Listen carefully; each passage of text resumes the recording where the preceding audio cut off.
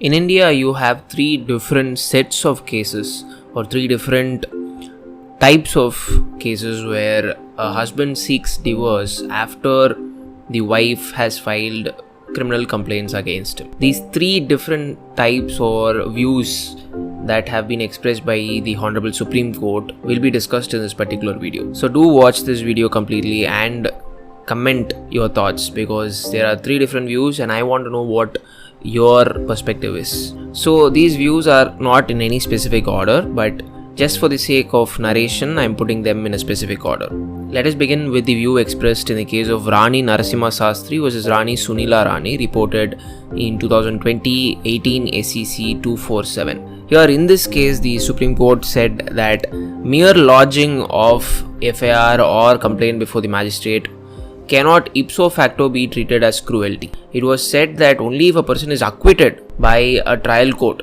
then he can claim divorce on the ground of cruelty. So what you can understand here is that the lodging of a criminal complaint before the magistrate or an FIR before the police is the right of the wife concerned. So merely because she has approached the police or magistrate, it will not entitle the husband to claim divorce on the ground of cruelty. Obviously this comes under the Hindu Marriage Act.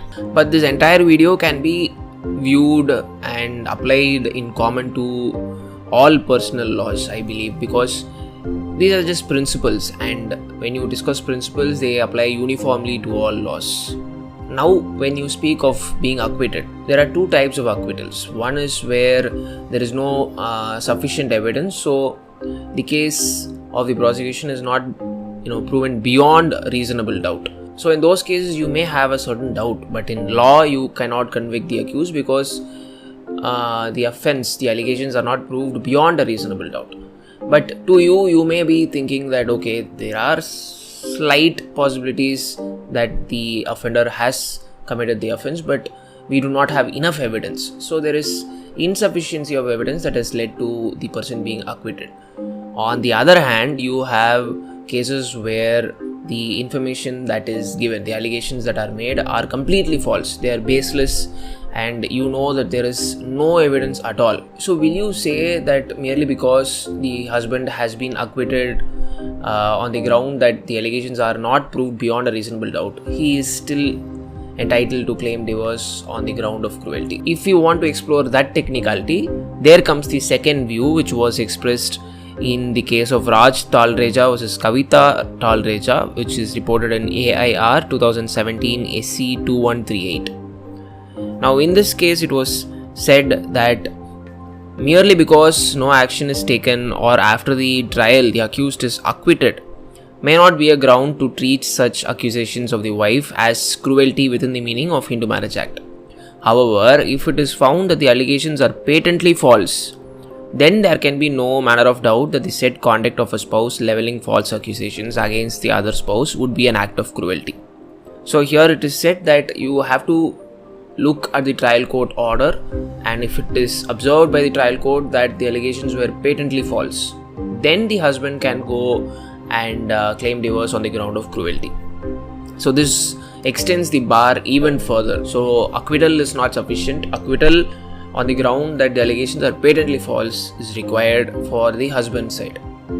But do you think a marriage can exist peacefully after a person has filed a criminal complaint and the same is under investigation or the same is about to enter trial?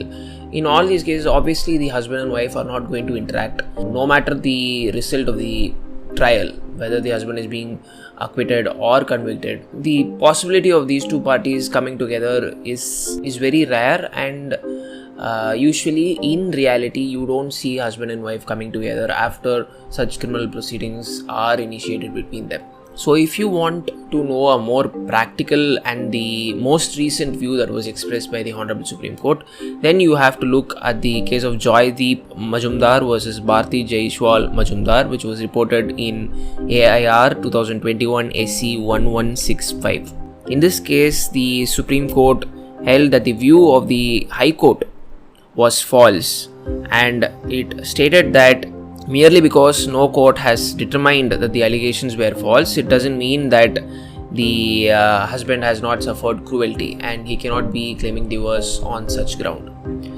Here, because of the complaint that was made by the wife against the husband, it was seen that his name was ruined in his workplace, in his surroundings. The same was said to be cruelty. Hence, I think this is the most practical and reality-based view, so-called reality-based view from the Hon'ble Supreme Court. Because if you see, when a wife makes a criminal complaint against the husband, obviously the surroundings, the people in his office, the relatives, his friends, his peers, so-called peers, everybody will be thinking about this person from that perspective. So that is really defamatory, and whether or not such allegations are true must be proven before a court after thorough investigation. But irrespective of whether those allegations are true or false, when such complaints are being made, it breaks down the relationship between the two parties, and the same will amount to defamation to some extent.